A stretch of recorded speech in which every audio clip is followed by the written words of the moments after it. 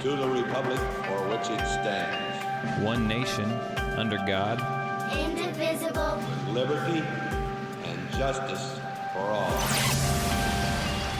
Guns, self-defense, concealed carry. This is the Patriot Defense Podcast. From the war room in Idaho's high desert, here's your host, Todd Echols.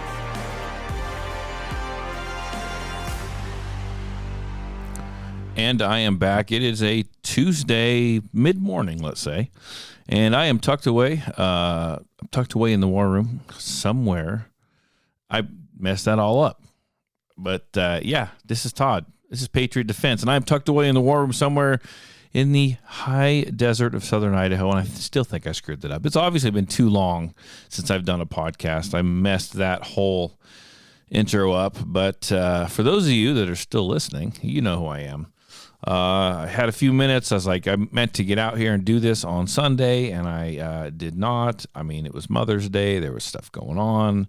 And as long as it is nice outside, there is always something to do out here, whether it be classes, whether it be spraying the weeds, whether it be watering the grass, hauling water to the trees, picking up the range, fixing stuff, repairing tables, chairs, typing up class curriculum, whatever it is, there's always something to do.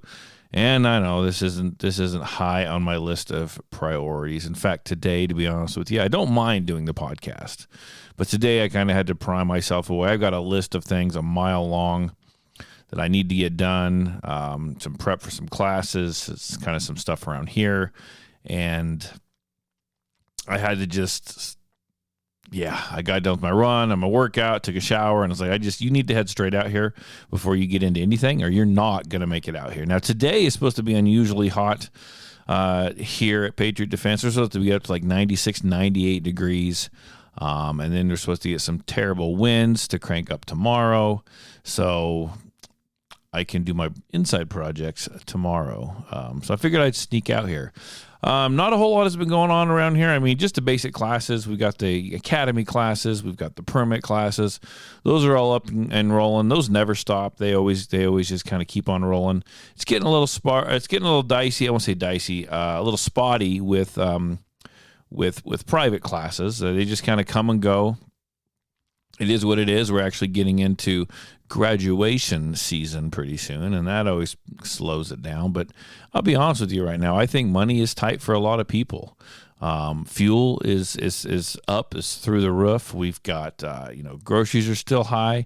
People are paying through the nose for their house payments, their rent, you name it. Living, just right now, living is expensive. It costs a lot of money just to survive in today's world. And I think that probably has a little something to do with why it's been a little slow around here. But it is what it is. I'm here for the duration. I'm here till either I can't pay my bills or till I am forced to move or something like that. So not going anywhere. I'm here as long as, let's be honest with you, I'm here as long as my boss, my wife, will let me continue to do this.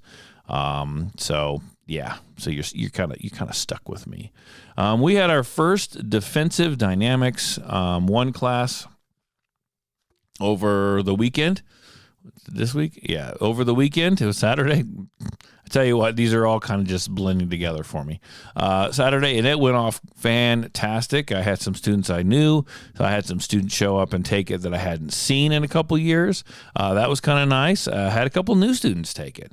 It was a good class. They put out about 300 to 400 rounds.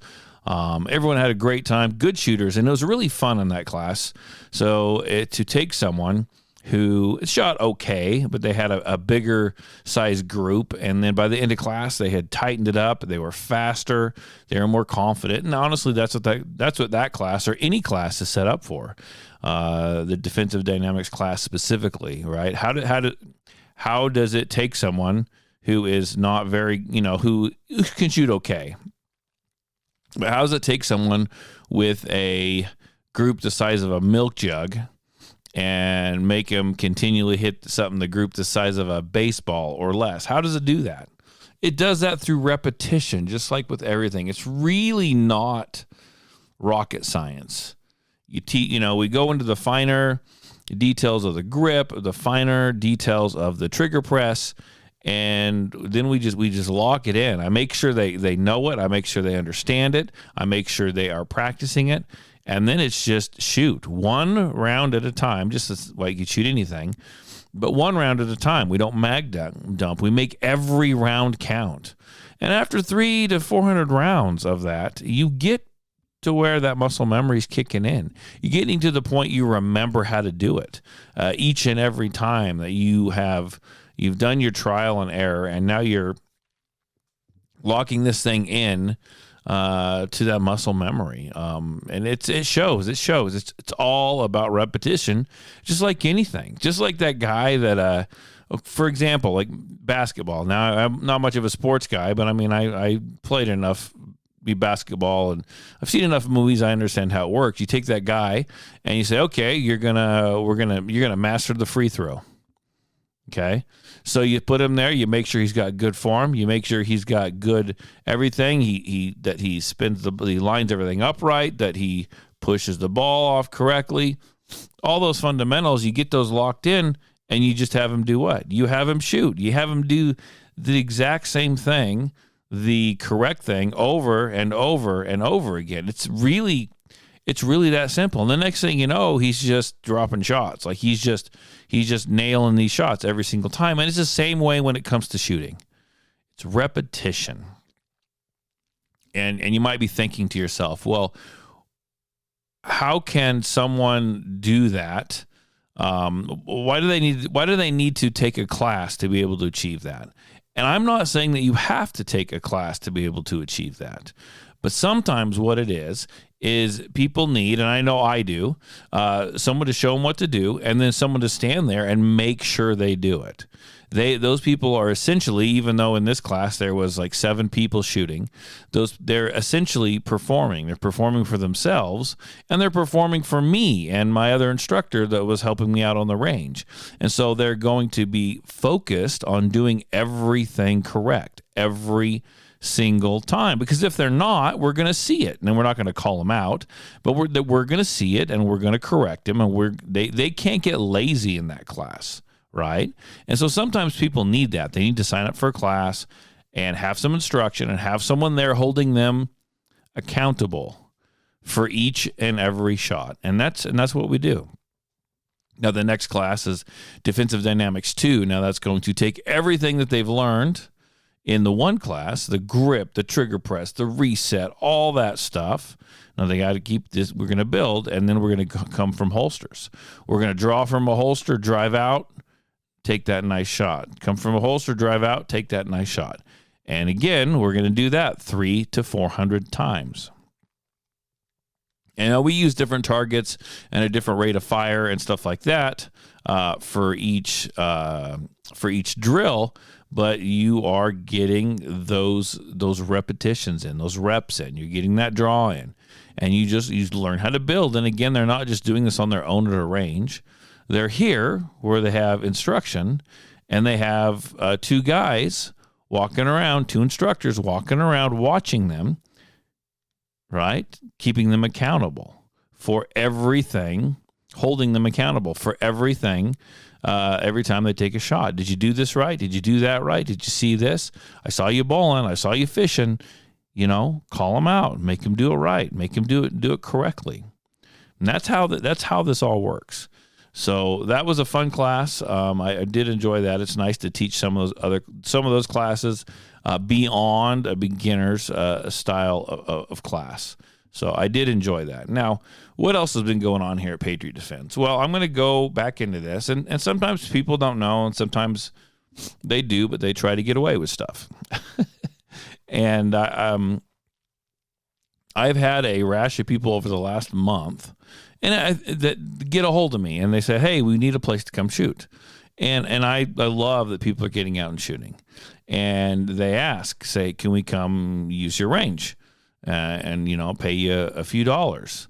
And I'm like, no, you can't. And they're like, well, I had one guy, he's like, well, you told us to get out and shoot, but yet you're not going to help us provide us with a place to shoot. That providing you with a place to shoot is not my job. And if you want to sign up for classes, another class, I can create a class and help you continue on with your shooting journey. I have no problem doing that. But it's not me just being mean. It's an insurance thing to a certain extent. They need to be signed up for a class to be covered with the insurance. I'm just not going to let you come over here and shoot. And I have to know what is going on the range. And so if you're just going to come over here with your friends and you're going to shoot, I understand why you want to do that. But if there's plenty of other places to go do that, because if you come out here, I need to be out here to see what's going on, keeping an eye on you, making sure bullets don't leave the range, making sure no one's going to get hurt, make sure everyone's following the safety rules. I essentially have to be the range officer, right? And it's a waste of my time. It's a waste of my time for a couple of reasons. Because I know me, I can't stand there and watch someone do something wrong. Even if it's not unsafe, I cannot stand there and watch someone do something incorrect. I have to jump in. I have to help them. I want everyone to have an enjoyable, good time in the correct fashion. So I would see something, and then I would jump in and help them. And I would talk about this, and I would talk about that. Next thing you know, I'm giving them a class. But guess what? I'm not getting paid for a class. I'm getting paid, because I've tried this before, so I know exactly what happens. And, I'm getting paid like $20, and that's not worth my time. And so, yeah, we don't have open ranges here. We don't have open range time. I've tried it before. It doesn't work out well. Another thing you guys also have to understand is granted, I have a separate classroom and a range, but it's on my property. I only have a couple acres to my name here. But it's also my house. This is where I live. This is where I reside. And it's where my family lives and resides. And so it's all about safety, and it's all about, I want people here when I have them out for classes, and I don't need people here any other time. That's just the way I am. To protect myself, to protect my family, to protect you. I've got dogs. That could be an issue.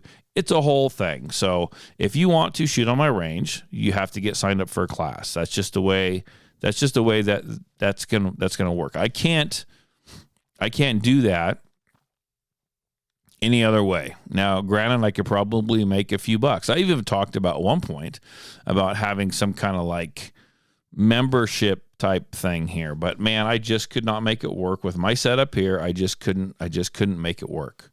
It's just not going to happen. So you can call, you can ask. I'm sure people who don't listen to the podcast are going to continue to ask, and I'm not rude and I don't get mad. I just give them directions to somewhere where they can go and shoot, multiple places. I'll send you Google pins on how to get to these places. So like I said, you don't know unless you ask, but if anyone ever questions why I don't allow that, that is why. Now, if you had a business and it was right there at your house, and one stray bullet that left the range or someone getting hurt on the range could essentially shut you down and destroy you and make it so the insurance company paid out and then rejected you, yeah, you would do the same thing as me. I promise. I had a guy take a permit class from me the other day, and this is funny. I think this is funny. I am not upset about it at all. And he's like, my dad told me to come and take some classes from you and to start with the permit class. And when he also said, he goes, you'll have a great time. Todd's a bit of a hard ass, but you'll have a great time. And I'm like, hard ass? Am I a hard ass? Well, here's the thing. During those permit classes, I've discussed how I do it in the past, but I keep control of the firearm. I have to it's on the table. You don't touch it when I tell you to. All this stuff, that's the way it has to be. So if that makes me a hard ass, I am a hard ass. But I'm going to tell you right now, no one's ever left here with any extra holes in them. And that's the way we're going to keep it, okay?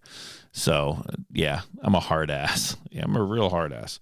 I am looking here for just a minute. I kind of have a list, kind of don't have a list. It's a topic I talked about before, and I'm sick of political figures or people running for office, running around and posing. They're just a bunch of freaking posers.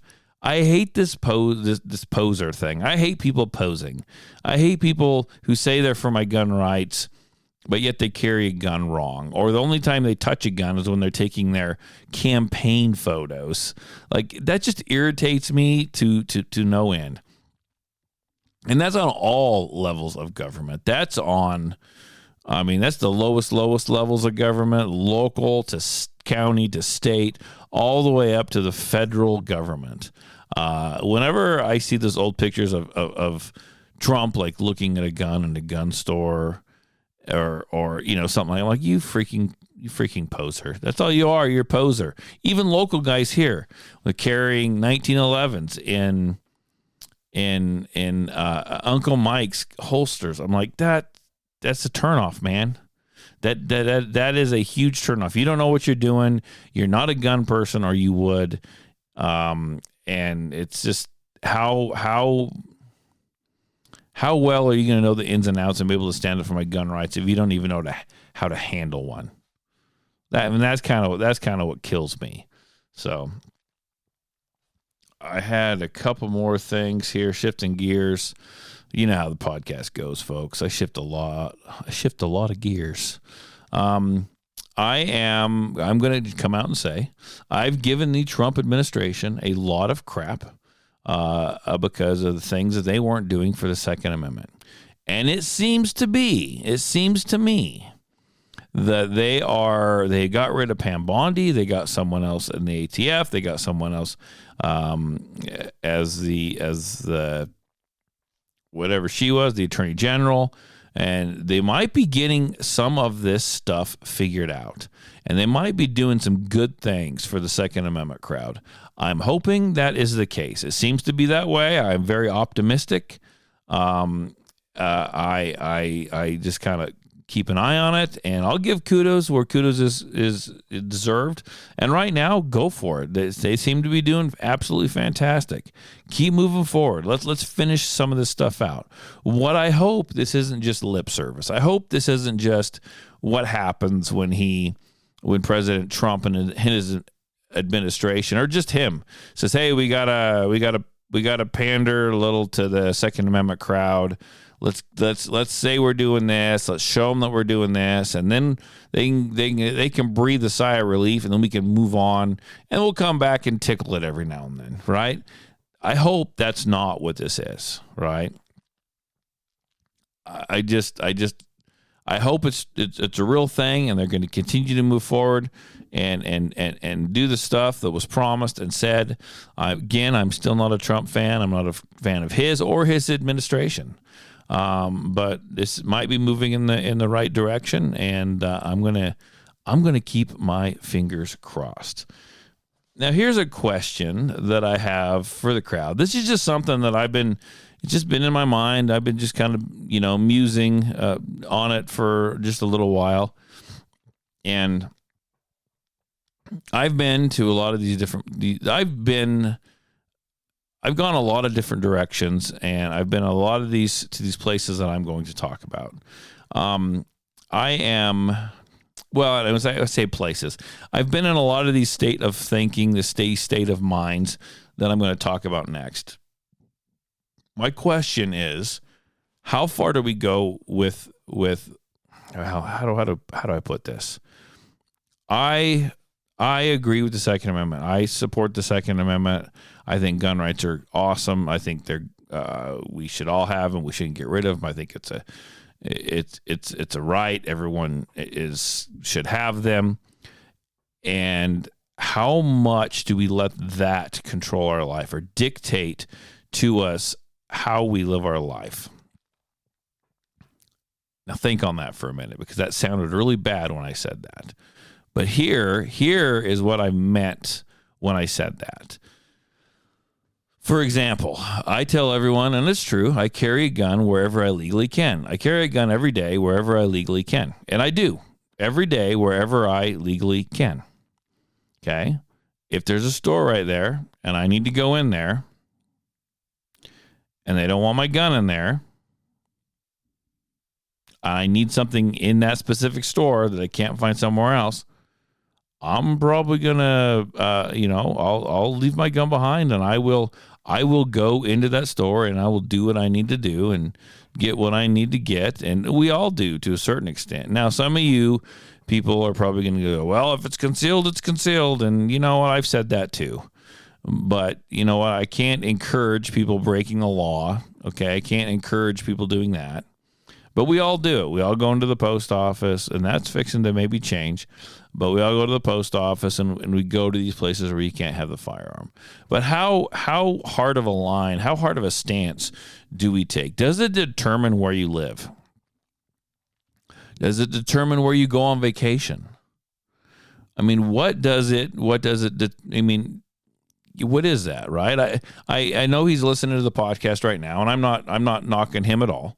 But a good friend of mine, and he's talking about possibly eventually maybe retiring and leaving the country. And the place that he would want to go and retire and leave the country, he wouldn't be able to take his firearms with him. So he's talking about leaving them here in a safe deposit box or whatever. And I get that. I understand. I mean, I know what he's saying. But he's struggling with this. Do I lose them? I love my firearms. I love my guns. I love my Second Amendment rights. I can go to this other place. I'll feel good about living there. It's cheaper. I can survive. I can do this. I can do that. I just can't take my firearms with me. So what does he do? I think, he knows what he wants to do, but he's torn. So how much do we let that control our life? What about moving from one state to another state? I've talked about moving and changing states in the future. And the state that I wanted to go isn't super friendly when it comes to firearms. They don't outright ban them. And you can still carry in that state. They just have some weird laws, which in my mind is, I'm Mr. Second Amendment. I'm Mr. Guns. I like all that stuff. But I'm going to go. But if I move, this is a state that I really want to go and live in. It brings me peace where I'm going to go. It speaks to my soul. And am I going to let the odd firearms rules that they have in that state dictate how I proceed with my life? I mean, and this is a question. Like, I've gotten some flack for it. I know I've gotten flack traveling, going on vacation in places where I'm not supposed to have my firearm. I've done whole episodes on that. But how far do we go? How far do we let that dictate how we live our lives, or where we live the rest of our life, or what's going on? Is there, even though I can't condone breaking the law, we'll talk about moving from state to state. Is there a thing where you just move and take what you take and keep to yourself and do what you want to do, and you don't draw any attention to yourself, and it is what it is? And you kind of just do what you want to? Is that an option? I suppose that's an option, right? I don't know. I also knew someone in the past, and this was years ago, actually. I knew someone in the past who'd taken classes from me. They were like into firearms. They liked that kind of stuff. And then they moved to Hawaii, and they essentially just left all their, I don't know if they took their guns or not, but they obviously really stomped on their Second Amendment rights moving to Hawaii. And this was probably 10 or 11 years ago. And they've since moved back, but, it makes me wonder, right? In that state, in that sense, when they moved, I was like, I had the big question. I asked my wife, I was like, why would they do that? Why would they move to a state that's beautiful over there? I get it, right? It's a dream for a lot of people. It's a tropical island, but why would you move somewhere where you had zero Second Amendment rights, pretty much?